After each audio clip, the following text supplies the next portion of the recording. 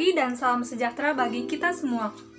Pertama-tama, segala puji dan syukur kami panjatkan kepada Tuhan Yang Maha Esa atas berkat dan anugerah-Nya lah, sehingga kami dapat menyelesaikan tugas kelompok perkuliahan strategi pembelajaran yang berjudul Pembelajaran Kontekstual atau CTL ini dengan baik dan tepat pada waktunya.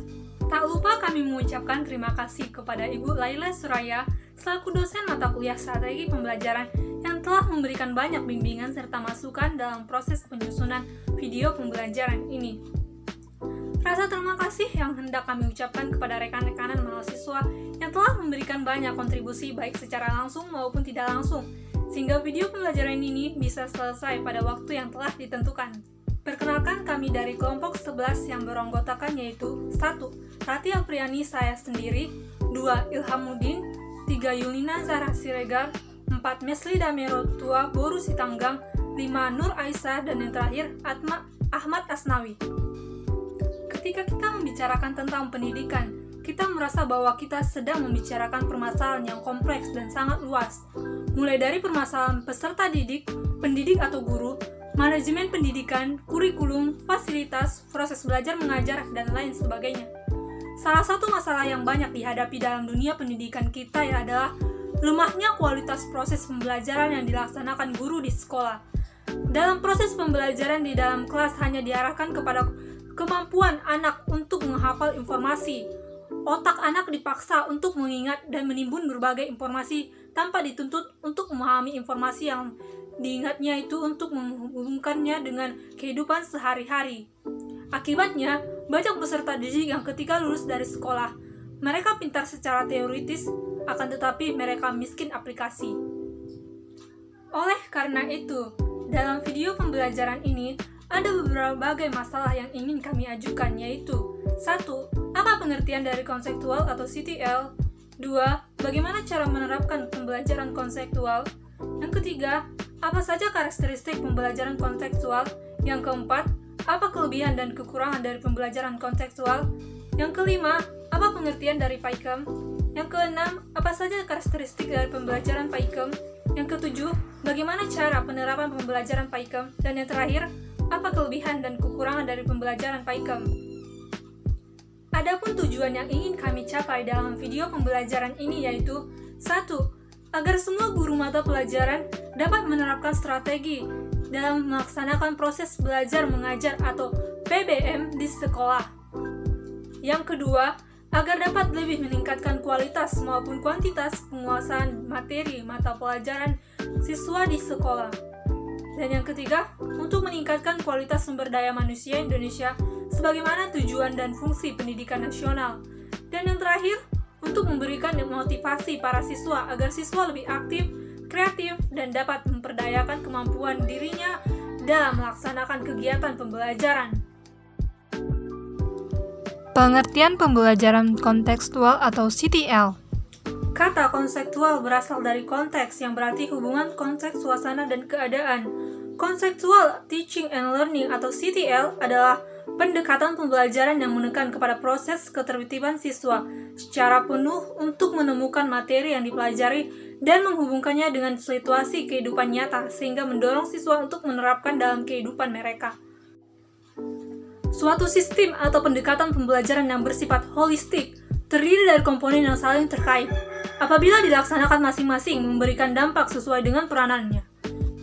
Menurut Debnignas, konsep belajar yang membantu guru mengaitkan antara materi yang diajarkan dengan situasi dunia nyata mendorong siswa membuat hubungan antara pengetahuan yang dimilikinya dengan perencanaan dalam kehidupan mereka sehari-hari.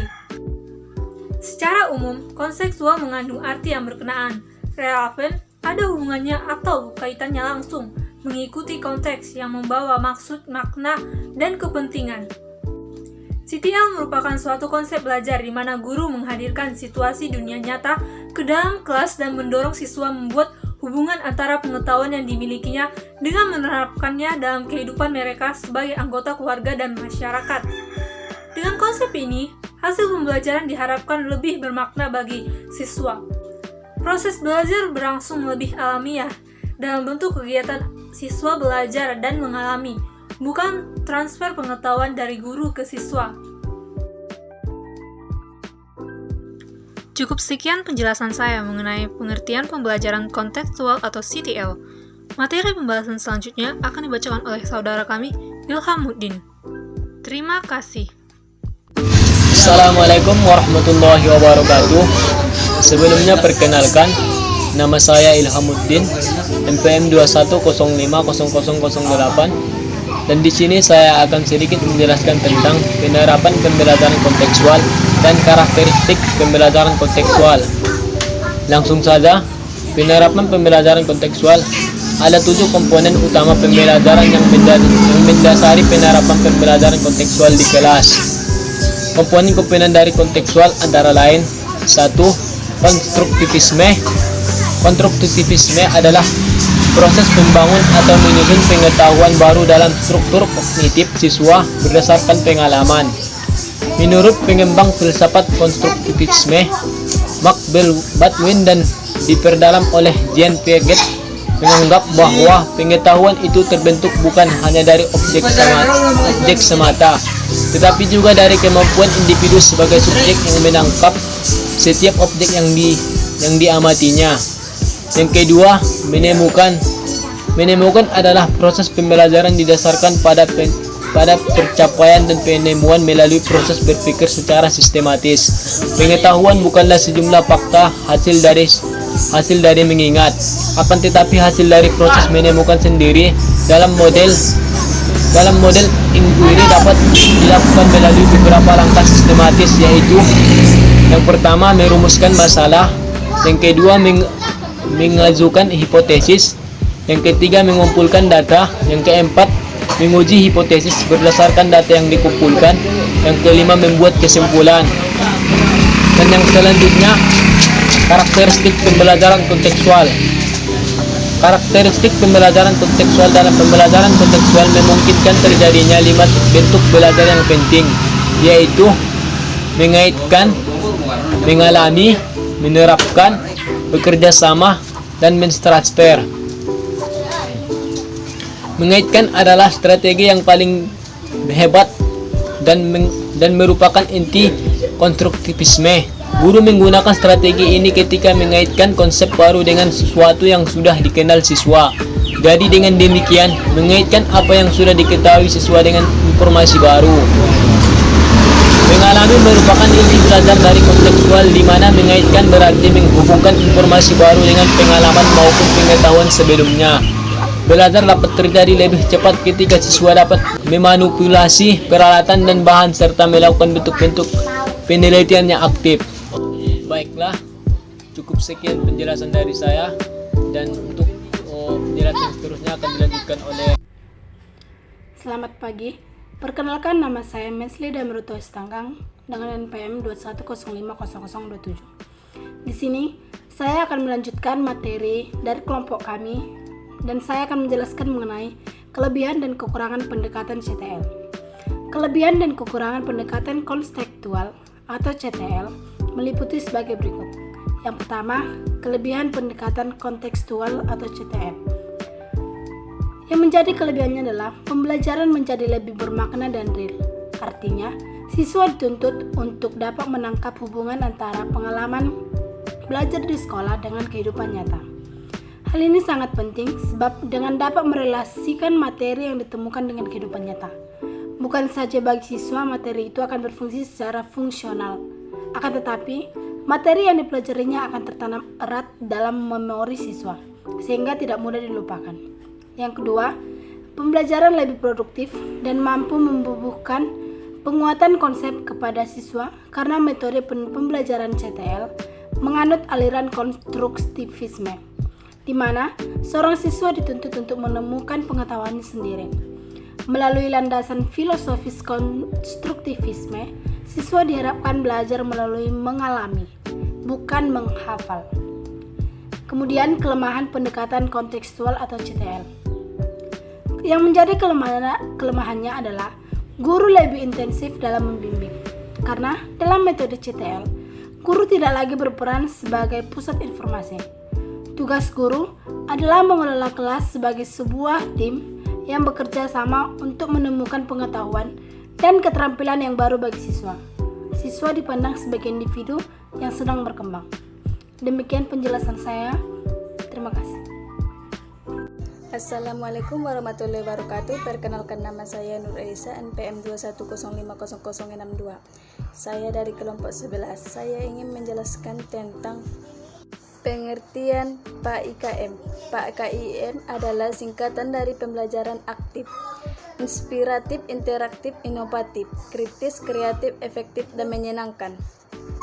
Pembelajaran berbasis kompetensi adalah pembelajaran yang dilakukan dengan orientasi pencapaian kompetensi peserta didik, sehingga muara akhir hasil pembelajaran adalah meningkatkan kompetensi peserta didik. Karakteristik pembelajaran PAKM: 1. Pembelajaran mengaktifkan peserta didik. 2. Mendorong kreativitas peserta didik dan guru. 3. Mempelajari efektif. 4. Mempelajari. Assalamualaikum warahmatullahi wabarakatuh. Perkenalkan, nama saya Yulina Zahra Siregar, NPM 210500026. Di sini saya akan membacakan karakteristik pembelajaran PAIKM. Karakteristik PAIKM adalah: A. Pembelajarannya mengaktifkan peserta didik. B. Mendorong kreativitas peserta didik dan guru. Yang C. Pembelajarannya efektif. Yang D. Pembelajarannya menyenangkan, utamanya bagi peserta didik. Kelebihan dan kekurangan pendekatan PAIKM. Kelebihan dan kekurangan PAIKM adalah sebagai berikut. Kelebihan: 1. PAIKM merupakan pembelajaran yang mengembangkan kecakapan hidup. Kedua, dalam PAIKM siswa belajar bekerja sama. Yang ketiga, PAIKM mendorong siswa menghasilkan karya kreatif. Sedangkan menurut Trianto, kelemahan dari model pembelajaran PAIKM yaitu: 1. Cenderung untuk merumuskan tema yang diangkat. Kedua, sulit dalam menyeleksi.